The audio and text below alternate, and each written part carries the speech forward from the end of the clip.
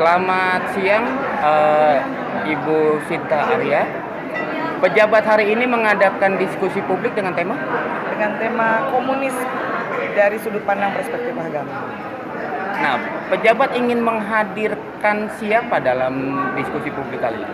Sebenarnya kemarin tokoh-tokoh yang sudah kita siapkan ini seperti Bang Ahmad Dhani, kemudian ada Habib Al-Khotob, kemudian ada Babe Haikal yang kebetulan berhalangan beliau, dan mungkin ada beberapa tokoh lain lagi, salah satunya adalah Bang Buniani yang juga berhalangan hadir beliau.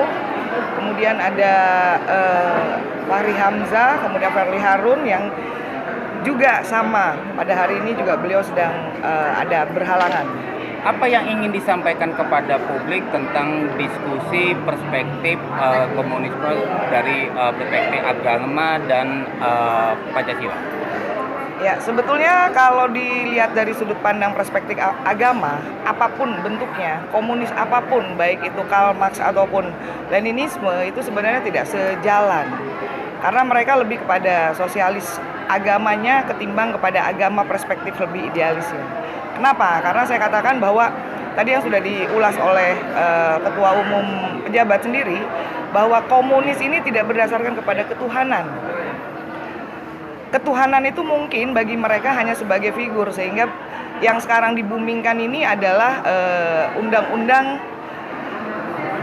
perubahan undang-undang yang dimana ada sebuah kalimatnya itu lucu, bahwa Tuhan berbudaya, ketuhanan yang berbudaya. Artinya kita sudah jelas bahwa Tuhan itu satu, mau dia Nasrani, mau dia Islam.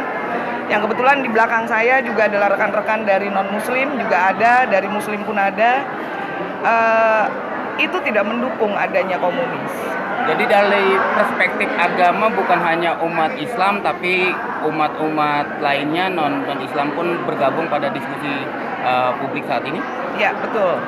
Nah, pemerintah melalui DPR RI sudah menghentikan pembahasan rancangan undang-undang haluan ideologi Pancasila.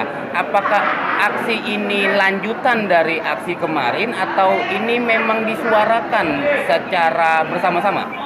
Sebetulnya ini adalah boleh dibilang adalah keinginan dari nuraninya.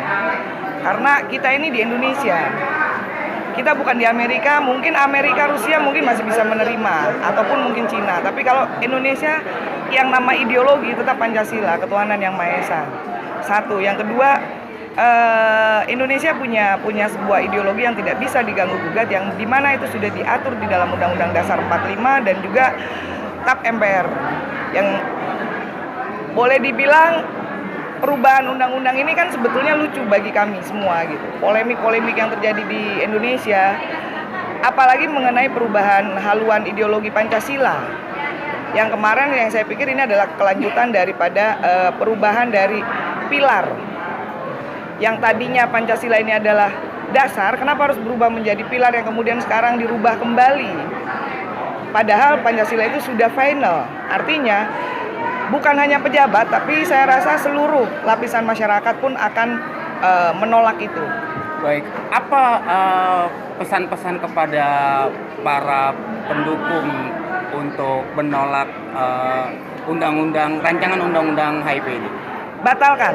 Tidak ada kata tunda, tidak ada kata lain. Batalkan, cabut, dan kembali kepada Undang-Undang Dasar 45, Pancasila, ideologi final untuk Indonesia.